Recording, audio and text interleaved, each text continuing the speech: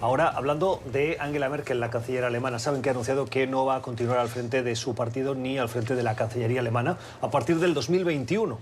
Pero en este tiempo quiere impulsar una serie de reformas que contribuyen a fortalecer un proyecto en el que ella cree firmemente, que es el de la Unión Europea. Este fin de semana se celebró en París el aniversario del fin de la Primera Gran Guerra, la Guerra Mundial, y coincidieron diversos líderes internacionales, entre ellos Emmanuel Macron, por supuesto, que era el anfitrión, pero estaba también Donald Trump. Y lo que pareció fue el final de un romance entre ambos, romance político, por supuesto, porque a la vuelta Trump ha criticado a Macron por su iniciativa de impulsar un ejército europeo. Trump le ha recordado que lo que tiene que hacer es pagar la cuenta que le corresponde a Francia por su contribución a la OTAN, una cuenta que mayoritariamente paga hoy Estados Unidos, y es uno de los caballos de batalla de Trump con sus aliados. Les pide las aportaciones adecuadas o correspondientes a esta alianza atlántica. En las últimas horas hemos visto que Angela Merkel ha participado en el Parlamento Europeo y se ha sumado a la idea de Macron como una de sus ideas para fortalecer esa idea de Europa. Mira, aquí yo coincido mucho con el editorial que tuvo de The Economist al respecto. Me parece que esto fue una ocurrencia de Macron y la manera en que lo dijo fue un poco insultante para Estados Unidos, porque dijo que se necesita un ejército europeo para guardar de las amenazas de Rusia, China y Estados Unidos. Puso a Estados Unidos como una posible amenaza de seguridad para Europa, lo cual es absurdo. O sea, Estados Unidos se ha metido 2 veces en guerras mundiales para salvarle la tanda a los europeos. Principalmente a Francia. Entonces, sinceramente fue yo creo que fue un desliz del presidente francés. Aparte de eso, seamos honestos, o sea, ya para eso existe la OTAN, para defender los intereses de seguridad nacional de Europa. Estados Unidos subsidia muchísimo la seguridad de Europa y en eso Donald Trump tiene un punto, y recordemos de que esto no es un punto de solo Donald Trump. El mismo Obama y otros presidentes de Estados Unidos han enfatizado que los países europeos deberían contribuir más a su defensa y deberían llegar a ese compromiso de dar el 2% del PIB para defensa que únicamente lo hacen el Reino Unido, Grecia y Estonia, y creo que Polonia es el otro país. Ahora bien, un ejército europeo. Recordad que el Reino Unido va de salida. Un ejército europeo no tendría fuerzas del Reino Unido. Eso dejaría básicamente únicamente a Francia como el único país con una capacidad militar proyectable importante. Alemania, el ejército alemán está en la calle. Los tanques no funcionan, no tienen submarinos en funcionamiento. O sea, hay que ver simplemente la capacidad en cuanto a equipo del ejército alemán, y es ridícula. Entonces, esto simplemente sería un ejército para desfilar en el Día de la Bastilla y probablemente en alguna conmemoración del final de la Segunda Guerra Mundial. Pero, mire, cuando se trabaja desde la política para crear elementos que contribuyan a establecer el marco mental de los ciudadanos y de la sociedad al respecto de una nación, se crean símbolos como la bandera.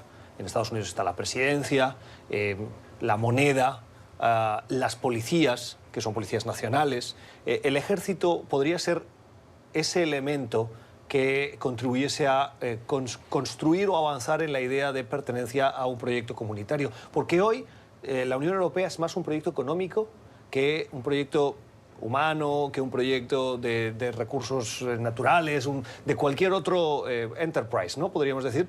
Y no existe política fiscal, lo hemos dicho muchas veces en este programa, pero tampoco hay ese cuerpo que agrupe de manera unitaria y bajo la bandera de la Unión Europea a un cuerpo militar para tareas humanitarias. Esa es la discusión que hay que tener, pero precisamente fue estas ambiciones federalistas lo que llevó al Reino Unido a salirse de la Unión Europea. El Reino Unido estaba a favor de una Unión Europea que fuera una gran área de libre comercio, pero en el momento en que se empieza a hablar ya de un proyecto político, de un ever closer union, una unión cada vez más cercana, entonces ya la vamos a Unión ver. Europea es entonces un proyecto económico y no político. Pero justamente en ese tema es difícil internamente, pensando en los orígenes de la Unión Europea. Es una organización multinacional con una vocación francamente pacifista. O sea, finalmente la Unión Europea de paz. Sí, se creó para que básicamente para que los franceses y alemanes se dejaran de dar de golpes cada 20 años. O sea, para ponerlo en tema sencillo. es difícil y sí ha sido un debate durante toda la existencia de estas instituciones europeas.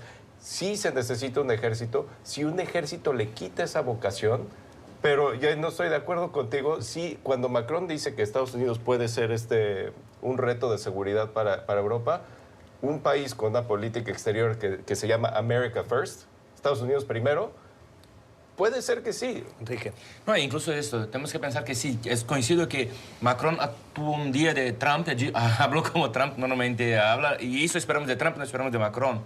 Pero es verdad que tal vez para el europeo que está allá viviendo, ve tal vez más amenaza hoy del gobierno de Estados Unidos que de China, tal vez. O sea, hace sentido que un líder empiece a debatir esto y crear este debate.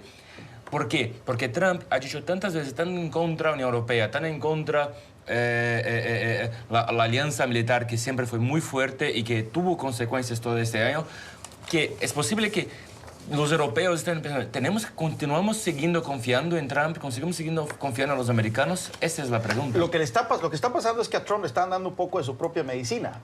Yo en este programa dije, fue insultante cuando Trump le metió aranceles al acero y al aluminio canadiense argumentando razones de seguridad nacional. Y así lo dijo Justin Trudeau. Es insultante que dos países que han compartido trincheras a lo largo de su historia, ahora uno esté llamando una amenaza de seguridad nacional a otro. Es insultante igualmente para Estados Unidos que el presidente francés, donde hay que ir a las playas de Normandía, a ver los cementerios por todo el norte de Francia, argumente que Estados Unidos podría ser una amenaza. Pero ¿quién empezó a poner ese debate, esa relación en duda? ¿Quién empezó a poner esa relación en duda? ¿Los europeos van a quedar parados mirando? Lo que Trump ha puesto en duda es el compromiso de Estados Unidos de salir en defensa de sus aliados europeos en caso de que estos se encuentren en conflicto. Y eso es exactamente lo que lo hace. Y otro punto es, el apoyo de Trump a Brexit no es pro-británico, es anti-europeo. Es totalmente de acuerdo. ¿Verdad? Totalmente y eso, como instituciones europeas, bueno, ahí está la amenaza, ahí está la amenaza explícita. Y hay que recordar que Trump se pasó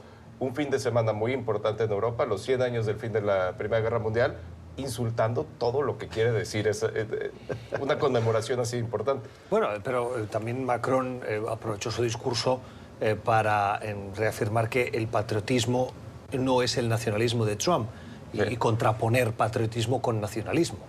Y ahí hay una división ideológica que si la pelea acaba siendo en retórica sobre ideología y con bases históricas, pues yo le voy a Macron sobre Trump, para quién va a ganar ese debate, ¿no? No, totalmente. Yo, en cualquier debate entre Macron y Trump, siempre tomaré el lado de Macron. Lo que sí quiero decir es que las palabras tienen consecuencias. Y si Trump está buscando una excusa para zafarle la tabla a la OTAN, la creación de un ejército europeo o el ánimo de crear un ejército europeo puede ser exactamente lo que estaba necesitando. Puede decir, bueno, ustedes quieren un ejército europeo, financiense ustedes su propia seguridad. Estados Unidos no va a honrar su compromiso en el artículo 5 en caso de que haya un ataque. Pero no es tan sencillo para los militares americanos. Tener una fuerza militar en una región tan rica y tan poderosa como Europa no es interesante para Estados Unidos. Acuérdese, a OTAN no es solamente que Estados Unidos le regalan lo que gastan porque son amigos, porque es importante, es bueno